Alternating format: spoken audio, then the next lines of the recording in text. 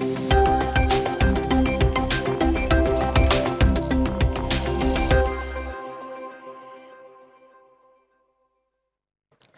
everyone, you're watching the Guest on Gabon 24.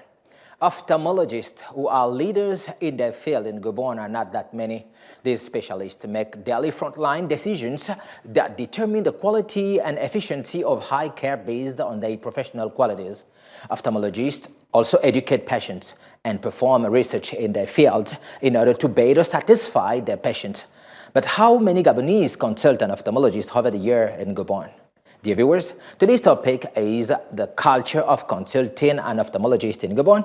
Our guest is Dr. Christian Agaya, an ophthalmologist. Sir, welcome to Gabon 24. Thank you. Thank you for having me on the show. All right. Thank you one more time for your availability.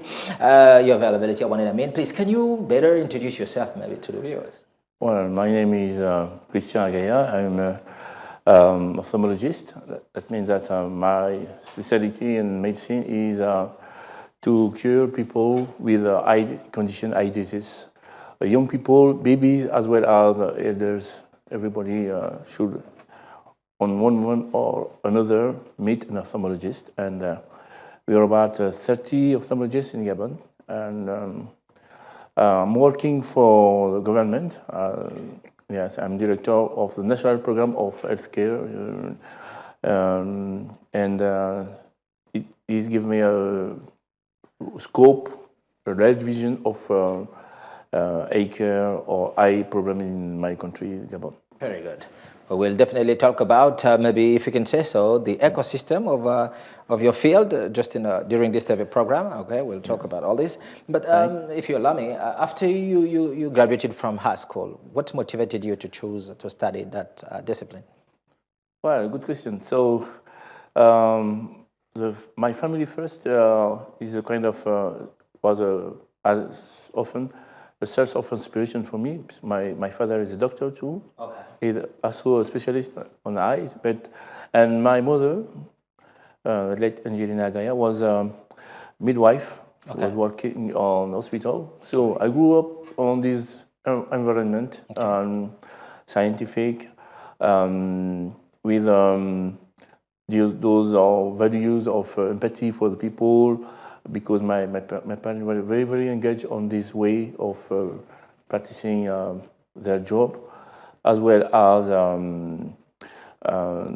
scientists, but also as citizens. So this create a kind of environment, and it was easy for me to follow just what I did. I tried to do so. Okay. I mean, as the saying goes, shame to the one who will not do better than their parents, and you tried. My God. So my father was the first ophthalmologist on the Central Africa. Oh, pretty interesting. Gabonese, yes. Oh, good to know. It's a really good role model for you and yes. For the other. I hope for other generation of doctors too. Pretty interesting. Yeah. And that's what we are here for, in order to let's say talk about these. Role models. As long as you are part of them, all right. I hope so. Yeah, definitely you are. You know. Listen. Well, sometimes people confuse. Or don't that much understand what the job of an ophthalmologist consists in. Can you briefly remind it again? Oh, I love this kind of question, because I'm here to encourage young people who are studying medicine to be interested by ophthalmologists, because when you are an ophthalmologist, you are a surgeon. Okay. You can do surgery. You are a scientist. You are studying in a very precise way some phenomenon between psychology, because the vision, you have a part of psychology on the vision. You have to study the diseases. You have to be able to cure someone with injuries. Mm-hmm. Let's say someone who's falling from his motor car, something like this. So there are many situations where an ophthalmologist is very, very useful for the society. Okay. And you have to educate people, as you said, because if you don't have the right information about your health, sure. It's difficult for you to perform well as a human being, because you will find from day-to-day conditions, yeah, sure. Maybe the eyes, maybe the heart, or something, other parts of your body. So the ophthalmologist, on the private way or on the public sector, so we all are working on the same way to prevent disease and to cure those diseases. That's pretty interesting. When we thank one more time the government for providing, let's say, the country with a specialist like you, right? Yes. Sir, if you can talk a little bit about the overview. I mean, you said you are only 13 ophthalmologists in Gabon. Is it that or not? Yes. Oh, can we find some in the countryside? No, if you are a professional of information, if you try to do kind of survey of what is happening in other African countries, it's quite the same. We are working on the main cities. I mean, even in Abidjan, we see the same phenomenon.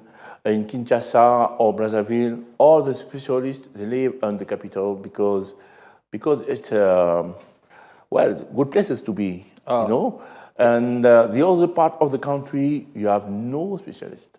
And this is one of the assignments the government gave me to try to extend the presence of specialists outside of Libreville, the capital of Gabon.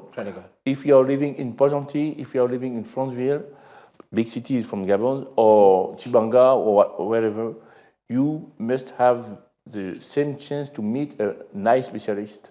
And it's very hard because the government put infrastructures, I mean, operating rooms, microscope, whatever. Yeah. But the skilled people for this are not present. From time to time, we are coming on these places. We try to do our best, but one of the challenges of all those countries is to have the minimum of skilled people on the right place, not only on the capital. On the capital. So what do you mean having skilled people, I mean, out of the capital? Is it a student motivated to study your discipline or not? When you're trying to see the statistics? Not so, because I think with 30 ophthalmologists in Gabon, we have nine regions in Gabon. So if you have, let me talk just like a manager. Yeah, sure. I have 30 people to place on 9 regions. So it seems easy. Yeah. So, but in fact, on the reality, all the conditions are not fair for those people to come, let's say in Chibanga, and work properly, or in Mayumba, because maybe after 10 days they call you, oh, Mr. Director, so we have some issues with the reporting room. We need this medication, or there's a lack of drugs, something like this. So after a while, they are coming back in Libreville, saying that I tried to work outside of Libreville, but the condition wasn't good, so I have to come back in Libreville. Well, so we are inviting students to be motivated in studying such a discipline. Yes. They should know that it's a part of the development process. All right. You won't find everything okay in the right place. When you come as a young doctor on a small city in Africa, you have to build your own system, your own environment. I don't want to cut you short, doctor, and apologize because we don't have enough time, unfortunately. Let's talk a little bit about your achievement, you yourself. Yes. What is your greatest achievement in your career so far? Oh my God. Maybe we can comment on. Can we have some pictures? Pictures to comment, please. Yeah. Can you maybe? Yes. This is one of good achievement to assess vision among young people. Okay. Me and my team, I'm not working alone. I have a team of 10 or maybe 20 or more specialists. We are going everywhere in Gabon, and you are performing vision assessment. All right. From time to time, you can offer glasses. This is a part of my work concerning the digital health. This is an interface for an user to assess his vision using a smartphone. Okay. This is a process, and this is a surgery. Here I'm performing cataract surgery. I think it was in Chibanga. Okay. That's what I said to you, that we have the infrastructure, but sure. we need people to animate this. And this is to show you the technology we need to perform ophthalmology. It's a specialty where you have to be able to to manipulate these kind of devices. All right, that's very good. Thank you one more time for commenting these pictures.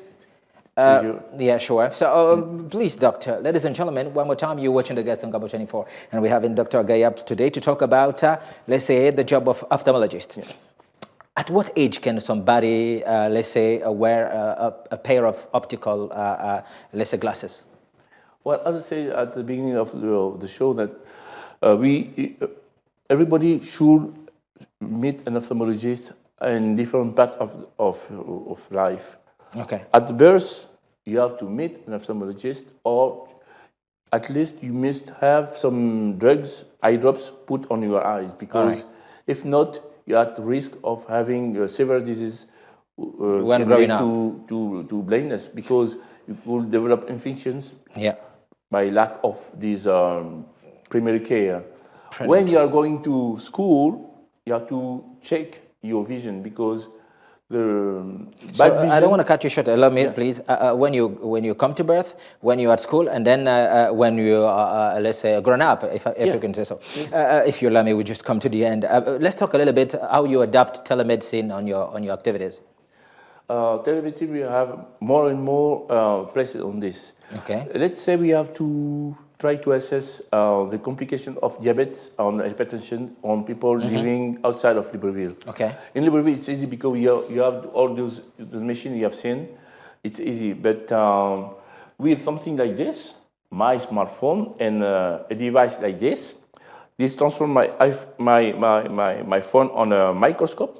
In order to better see the patient. I can transmit images to other colleagues, and we can analyze this, or I can send an agent with this. This is telemedicine. I'm just sorry, we've come to the end of this television program. We'll have another TV show, don't worry, sure. Maybe your conclusions, Doctor. My conclusion is that we need to take care more and more of our eye condition, because it's something very important to have good eyes, and good eyes means good health. Wonderful. Good eyes means good health. Doctor, thank you very much one more time. Thank you for having me once again. All right. I remind that you are Dr. Christian Agaya, who is an ophthalmologist. Today's topic was the culture of consulting an ophthalmologist in Gabon. Well, so ladies and gentlemen, keep on watching Gabo 24 live on our social networks, now displaying down your screen. Thank you very much. Stay blessed and keep watching Gabo 24. Beware, COVID-19 is not yet over. Keep practicing various gestures for your health. Goodbye. Thank you.